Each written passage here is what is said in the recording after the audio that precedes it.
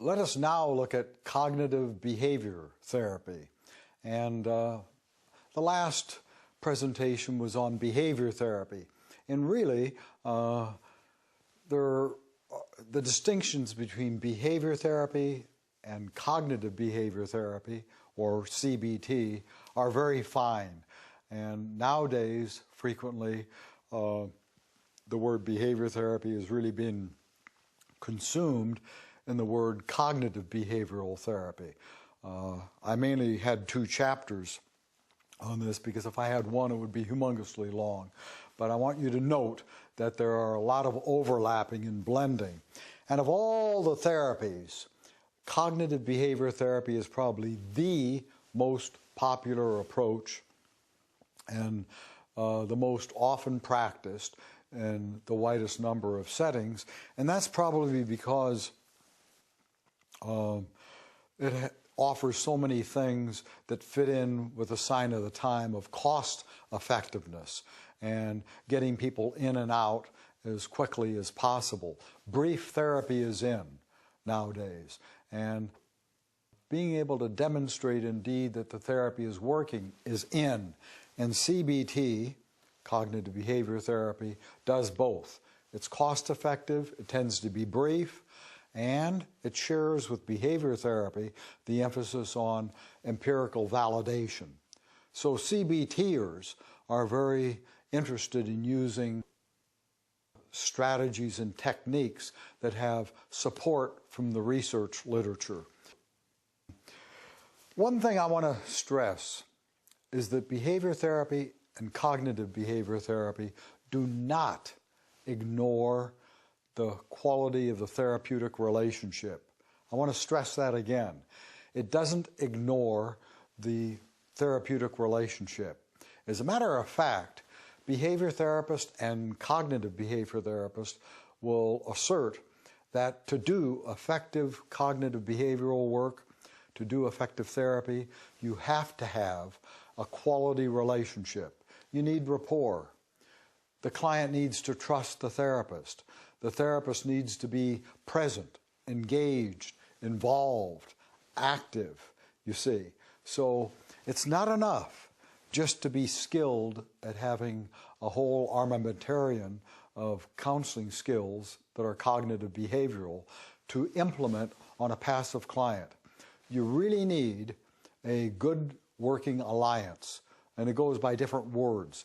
Working alliance, therapeutic relationship, therapeutic alliance, a good client-therapist relationship, but it's all basically the same, meaning that the therapist and the client have to be on the same page.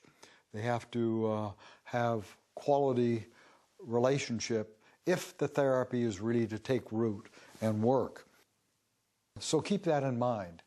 By the way, Carl Rogers with person-centered therapy, Rogers would say, all you need is primarily the relationship. That in itself, and the 3 factors, remember those, the realness of the therapist, the unconditional positive regard, and empathy.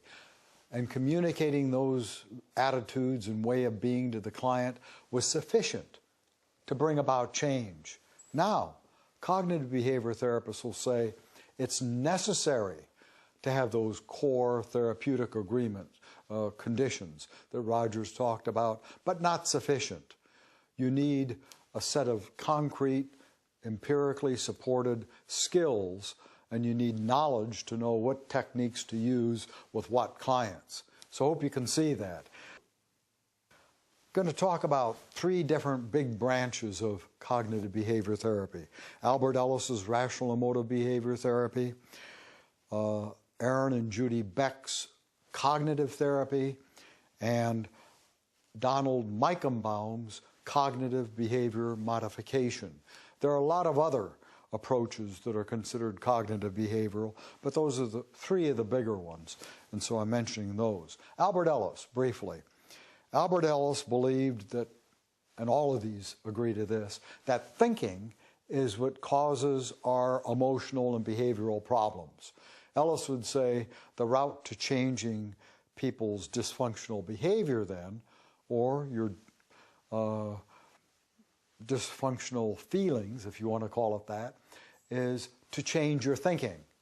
So Ellis and most of the cognitive therapists would say, well, if you've got a behavioral or emotional problem, what you need to do is change the beliefs that you hold, particularly faulty beliefs, or as Ellis would call them, irrational beliefs. And then if you change your irrational beliefs, Ellis would say, then you will change behavior and emotion. The experiential approaches, which I talked about earlier, person-centered, existential, and Gestalt, those therapies say the route to change is primarily working emotionally. Emotionally focused therapies say one way to change people is by working on their feelings. If you change what people are feeling, then their thoughts and their behaviors change. Well, you see, we're holistic beings. So if you change what you're feeling, you're going to probably change how you're thinking and behaving. If you change what you're thinking, you'll probably change behavior and emotion. And if you change your behavior, you're bound to experience emotional and behavioral changes. So being holistic, integrative beings, if you change one aspect of human functioning, others will change also. Ellis has what's called an ABC theory.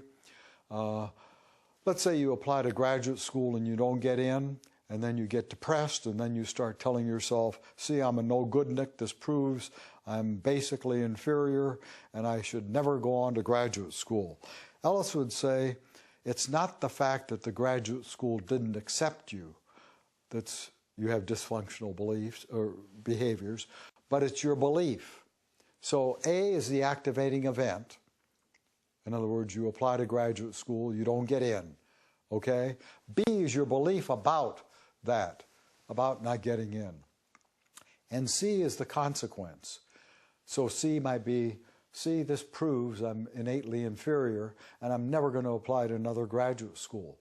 Well, you could change your belief and say, maybe they're only accepting 12 people and 212 applied. So it doesn't have to do with my lack of wisdom. Maybe it has to do with their very few spots. You see, and if I change my thinking that way and say, I'm going to apply to another university, or I'll apply again, or I'll put myself on a waiting list.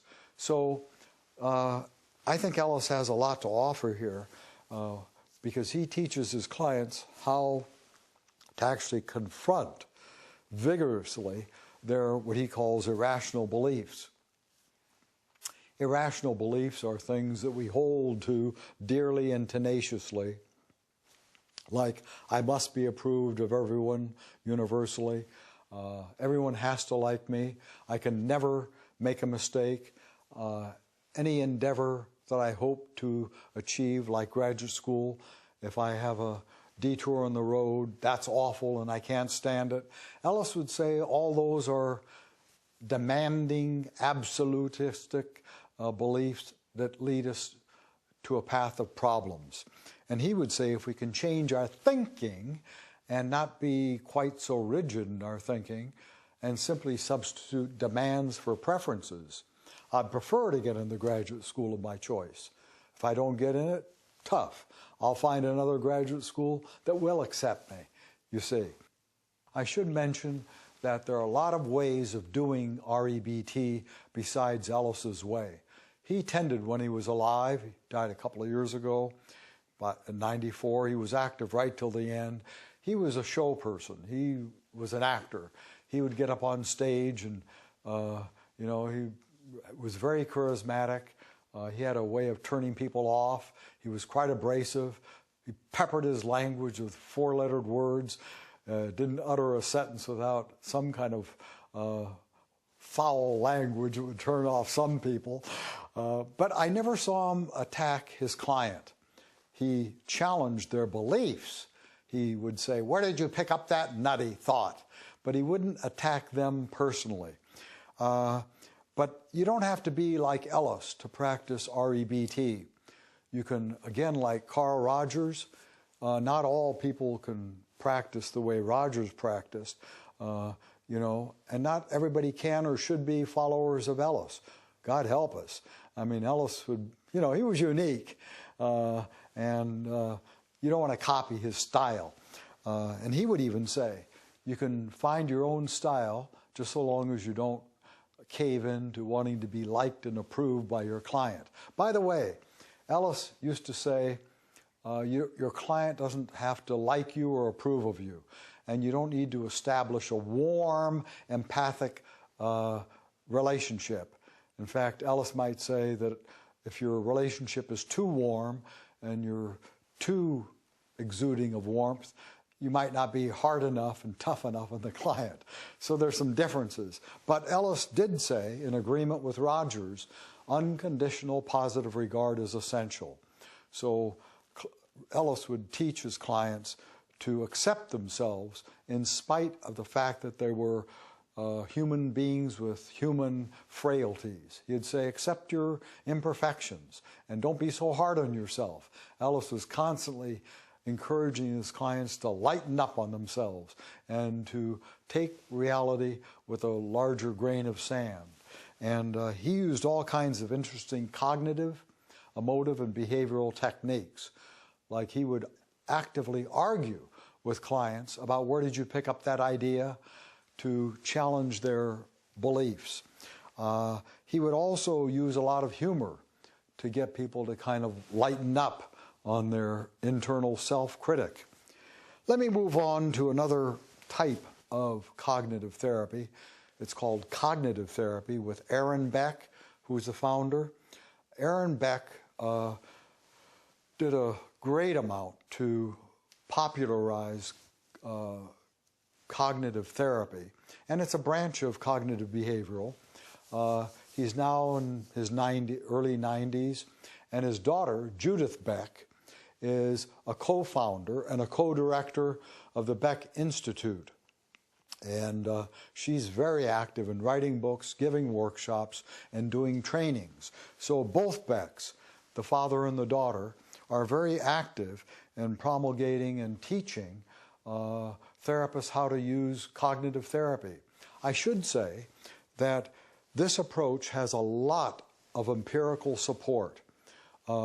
Aaron Beck did a great deal to help people who are suffering from depression overcome depression largely with cognitive methods, cognitive change. Aaron Beck, but he's very different than Ellis, where Ellis would attack your faulty beliefs and argue with your faulty beliefs. Aaron Beck and Judy Beck take a more laid-back Socratic approach. And they would say, okay, you think you have to be perfect, and you failed statistics, and you're saying you ought to drop out of the doctoral program because you failed statistics. This shows that you're innately inferior and you shouldn't go on for a doctoral degree. Where's the evidence for that? Who told you that you have to pass every course the first time?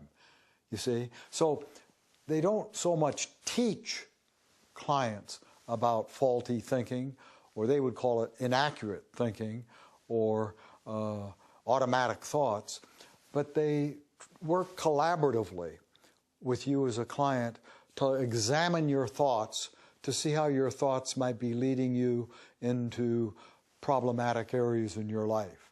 So depression and anxiety, the Becks would say that's largely due to cognitive errors that we make.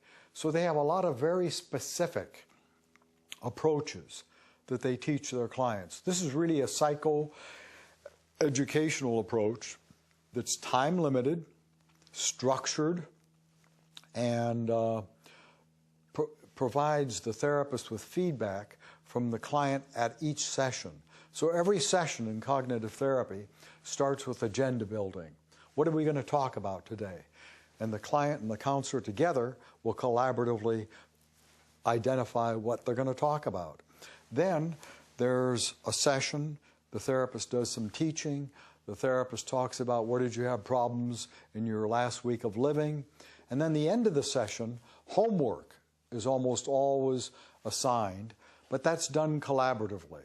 rather than the therapist saying, for next week I want you to, the therapist says, how can we ensure that you'll put into practice some of the things you learned today at school, at work, at home during the week? So the last 10 minutes or so are used in a session to design actually homework. Then the next session, they'll check in to see how that homework went.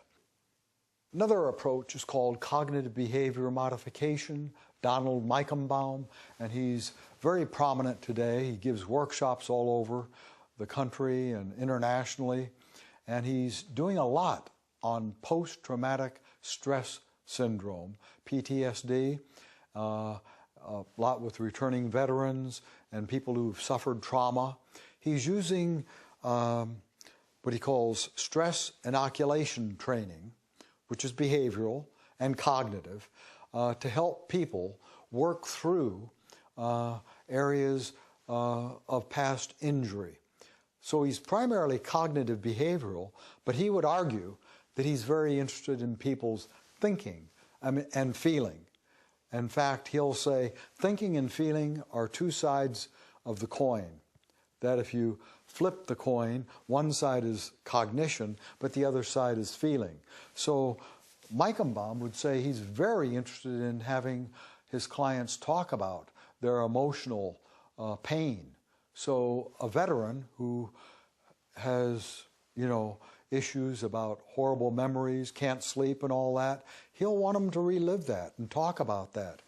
And Meichenbaum did a lot about stories that people tell one another about their lives and about their events. And Meichenbaum goes back to his mother, and he said, my mother would tell stories and she would embellish it and give every single detail.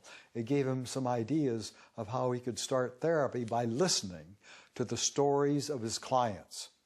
But he's very experiential, very relationship-oriented. He would say you can't do good therapy without having a very good connection with your clients, and very funny and very dynamic and very active and very collaborative. So Don Meichenbaum is a contemporary cognitive behavior therapist. This approach, as well as behavior therapy, are ideally suited for working in multicultural counseling situations, because you're really working with a psychoeducational approach, time-limited approach. You're adapting the technique to the particular characteristics of the client and to the client's culture.